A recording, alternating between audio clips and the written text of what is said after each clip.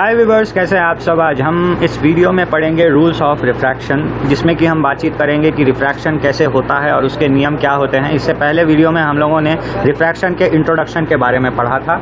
अब आइए शुरू करते हैं। अब कोई भी एक जनरल चीज़ हम लोगों ने पढ़ी थी कि एक इंटरफेस होता है और एक लाइट ऐसी आती है, ये मीडियम 1 है, ये मीडियम 2 है, और यहाँ पर जो है अगर ये डेंसर मीडियम है तो ये जो है ऐसे थोड़ा झुक जाएगी, और अगर ये अगर रेयर मीडियम है तो ये थोड़ा ऊपर की ओर जाएगी।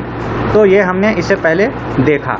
अब वाजिब सी चीज़ है कि ये तो जस्ट एक इंट्रोडक्शन था। अब यहाँ पर कोई भी हम एक चीज़ ले लेते हैं तो ज़रूरी नहीं कि रिफ्रैक्शन सिर्फ ऐसे आने पर ही होता है। वो उसके अंदर जाएगा, ट्रैवल करेगा, फिर उसके बाद वो फिर से रिफ्रैक्शन करेगा।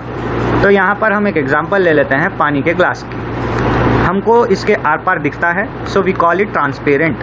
अब ट्रांसपेरेंट चीज़ में जब हम लोग देखते हैं कि लाइट एक साइड से घुसती है और दूसरे साइड से निकलती है, तो अब हमारा स्टडी करने का विषय ये है कि what happens when light passes through the transparent object. अब होता क्या है इसमें, हम लोग इसको जो है अच्छे से स्टडी करेंगे। तो आइए शुरू करते हैं। अब यहाँ पर बात ये है कि हमारा जो ट्रांसपेरेंट मीडियम्स होते हैं उसको हम लोग एक कैटेगराइज कर लेते हैं फिजिक्स में कि कितने टाइप के ट्रांसपेरेंट ऑब्जेक्ट्स हो सकते हैं। ट्रांसपेरेंट ऑब्जेक्ट्स बहुत सारे होते हैं, लेकिन अब चूंकि हम लोग इससे पहले पढ़े थे कि लेंस होता ऐसा गोल है, बट हमको पढ़ने में आसानी हो इसीलिए हम लोग मिरर को ऐसे या ऐसे यूज़ करते हैं। तो यहाँ पर साइड व्यू से ही सारी चीज़ें होती है। तो उसी तरह ट्रांसपेरेंट मीडियम्स का साइड व्यू जब हम निकालते हैं तो बेसिकली हमको 3 स्ट्रक्चर्स मिलते हैं फिजिक्स के। हम लोग जब प्रैक्टिकल्स करते हैं लैबोरेटरी में तो हम लोगों को 3 अलग अलग शेप्स दिए जाते हैं। पहला शेप है ऐसा, इसको कहते हैं slab. This is slab. Okay, अब इसका प्रॉपर्टी कैसा है? इसका प्रॉपर्टी ऐसा है, 2 साइड्स हैं, दोनों पैरेलल हैं। ओके, अब यहाँ पर एक और हम लोगों के पास ऑब्जेक्ट होता है जो कि हम लोग ऐसे यूज़ करते हैं। साइड से देखने पर हमको ये ऐसे दिखाई देता है ट्रायंगल की तरह। इसको हम लोग कहते हैं प्रिज्म। प्रिज्म भी एक ऑब्जेक्ट होता है जो कि लैबोरेटरी में हम लोग यूज़ करते हैं। साइड व्यू में हम लोग देखेंगे तो प्रिज्म जो है ऐसा ट्रायंगल की तरह दिखाई देगा। यहाँ पर भी 2 लाइंस है, बट ये दोनों जो है पैरेलल नहीं है स्लैब की तरह। स्लैब जो है ये 2 लाइंस पैरेलल है, बट प्रिज्म में ये 2 लाइंस जो है ये पैरेलल नहीं है, ये एक पॉइंट पर आकर मीट होती हैं। तो ये हो गया प्रिज्म। अब यहाँ पर एक और टाइप का ऑब्जेक्ट होता है जो कि नाइदर पैरेलल है और नॉट पैरेलल है। ये स्ट्रेट ही नहीं होता है, इसका एक सरफेस जो है ऐसा कर्व्ड होता है। हो सके तो ऐसा एक सरफेस कर्व्ड हो सकता है या दोनों सरफेस ऐसे कर्व्ड हो सकते हैं। ऐसे ऑब्जेक्ट को हम लोग कहते हैं लेंस। अब तक हमने मिरर्स के बारे में पढ़ा, अब लेंस के बारे में पढ़ेंगे, प्रिज्म के बारे में पढ़ेंगे और स्लैब के बारे में पढ़ेंगे कि तीनों टाइप की चीज़ों में से जब हमारा कोई भी लाइट इसका सोर्स जो है वो जब पास करता है तो पास के टाइम पे उसके अंदर कौन सी एक्शंस होती हैं। तो आइए पहले स्लैब से हम लोग जो है शुरू करते हैं। ओके, अब रिफ्रैक्शन थ्रू स्लैब को समझने के लिए सबसे पहले जो है हम एक स्लैब तैयार कर लेते हैं। ये हमारा हो गया स्लैब तैयार। अब इस स्लैब में से जो है हमारा एक लाइट इंसिडेंट होगी और हम जो है उसको उसमें से पास कराएंगे। तो शुरू करते हैं। लाइन हमारी रे जो है ऐसी आई, इस इंटरफेस तक आई। इंटरफेस के बाद जो है ये थोड़ा सा रिफ्रैक्ट हुई, इसका एंगल चेंज हो गया। यहाँ पर आप देख सकते हैं ये जो ग्रेडियंट था अब वो ये ग्रेडियंट नहीं रहा। तो एक्चुअल में क्या होना चाहिए, ये ग्रेडियंट जो है ऐसा होना चाहिए। अगर ये मुड़ेगा नहीं तो ऐसे जाना चाहिए था इसको, बट ये मुड़ गया। अब यहाँ पर एक और रिफ्रैक्शन होता है, 2 बार रिफ्रैक्शन होते हैं क्योंकि आर पार चले जाता है लाइट। तो होता ये है स्लैब में कि जब दूसरी बार रिफ्रैक्शन होता है तो लाइट की रे जो है ऐसे ही सीधी जाती है। तो आप देख सकते हैं कि ये दोनों लाइन्स जो हैं ये पैरेलल है। जो एक्चुअल पाथ होना चाहिए था वो ठीक पैरेलल है उस रे लाइन के जो कि एक्चुअल में अभी यहाँ पर मूव कर रहा है।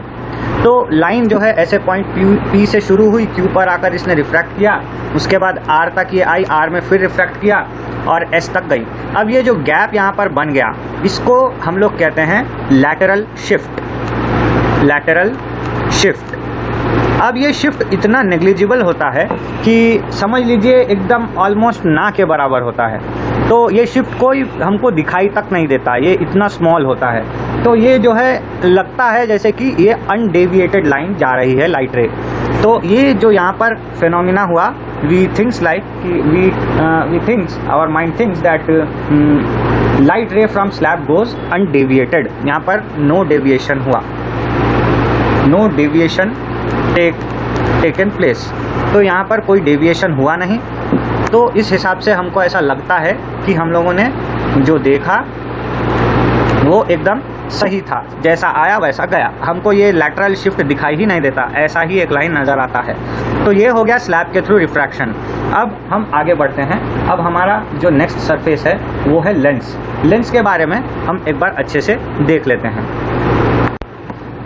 तो यहाँ पर हमने लेंस का डेफिनेशन लिखा है, medium with two refracting surfaces out of which at least one is curve is known as lens.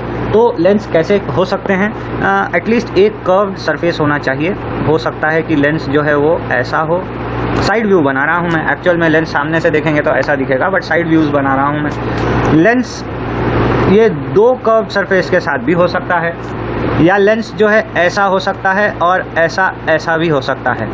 यहाँ पर हमारे पास 3 टाइप के लेंस तैयार हो गए। अब यहाँ पर जो है हम अलग अलग लेंसेज की बात करते हैं यहाँ पर। तो आइए शुरू करते हैं। तो हमारा पहला टाइप का जो लेंस है वो है कॉन्वेक्स लेंस।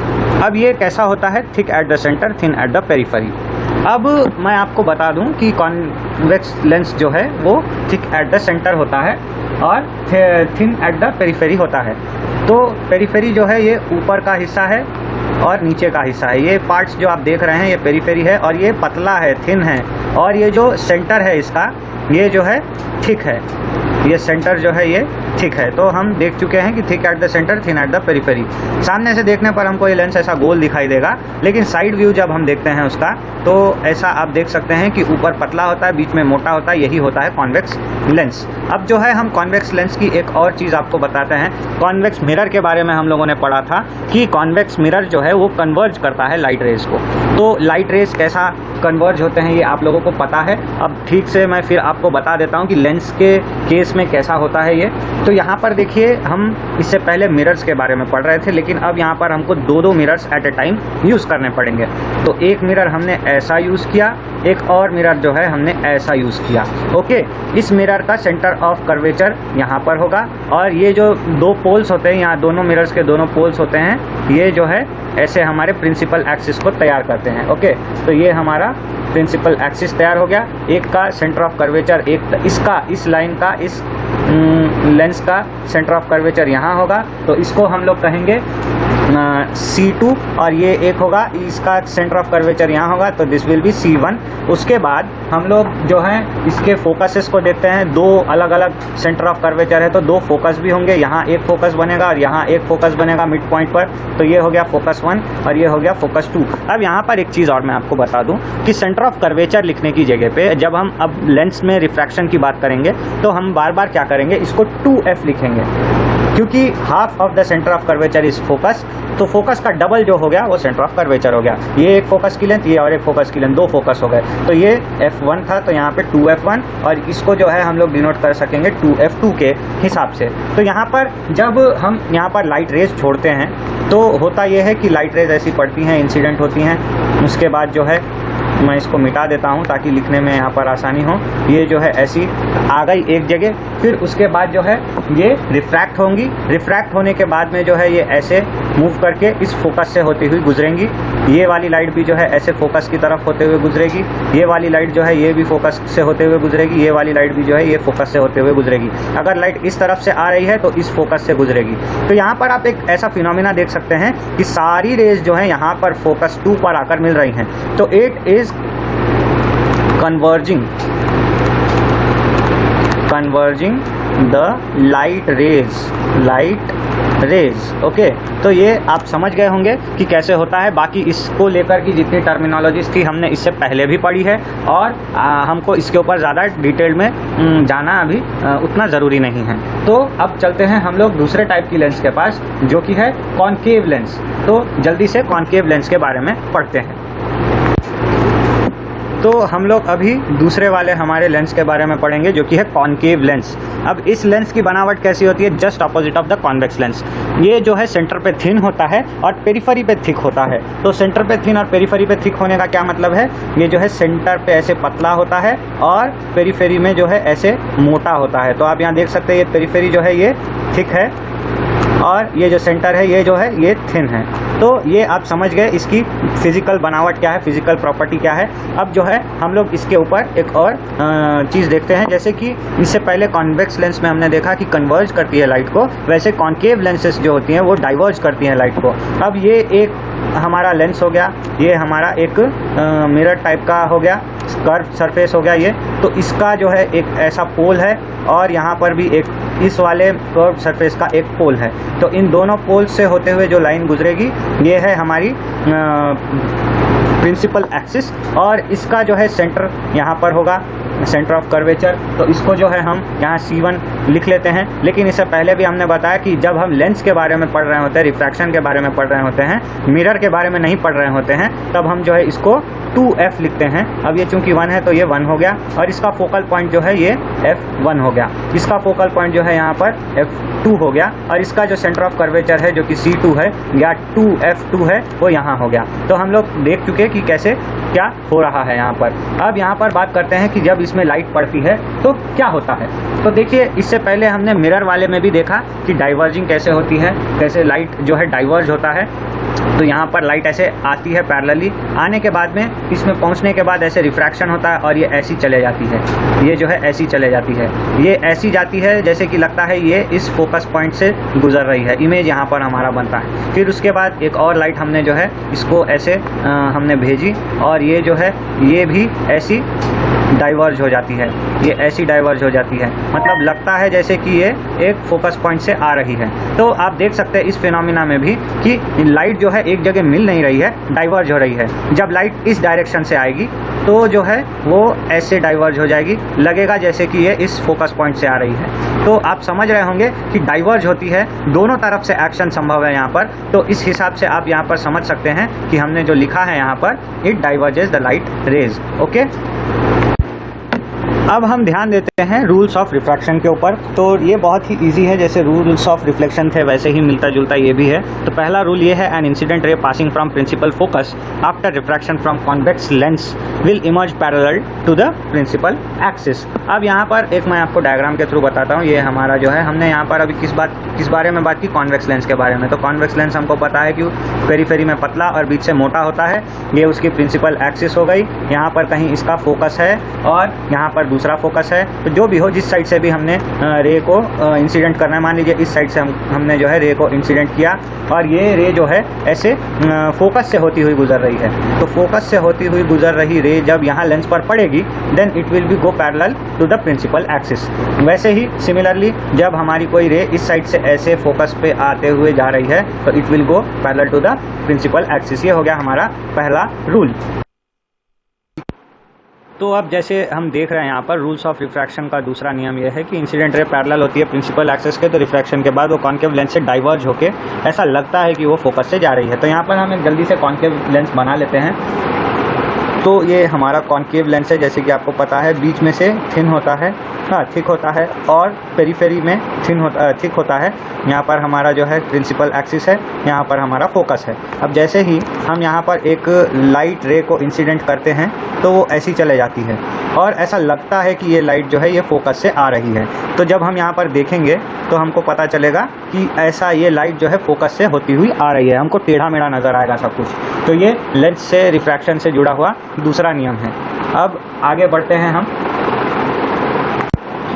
तो जल्दी से हम यहाँ पर थर्ड रूल को भी देख लेते हैं। An incident ray appearing to meet at the principal focus after refraction from a concave lens it will emerge parallel to the principal axis. जैसा कि दूसरा नियम था, ठीक उसके उलट यहाँ पर होता ये है कि जब हम एक कॉन्केव लेंस बनाते हैं, कॉन्केव लेंस जब हम बनाते हैं ये उसका प्रिंसिपल एक्सिस होता है। जैसे हमको लगता है कि एक लाइट जो है ऐसी आ रही है और ये आते आते आते यहाँ पर एक फोकस को टच करके आगे चले जाएगी, लेकिन तभी क्या होता है, रिफ्रैक्शन होते ही वो जो है ऐसे प्रिंसिपल एक्सिस के पैरेलली चली जाती है। तो हम जब यहाँ देखते हैं तो हमको लगता है कि ये जो है ऐसे आ रही है, जैसे आ रही थी वैसे ही आ रही है। तो ये जो है एक हमारा थर्ड रूल हो गया।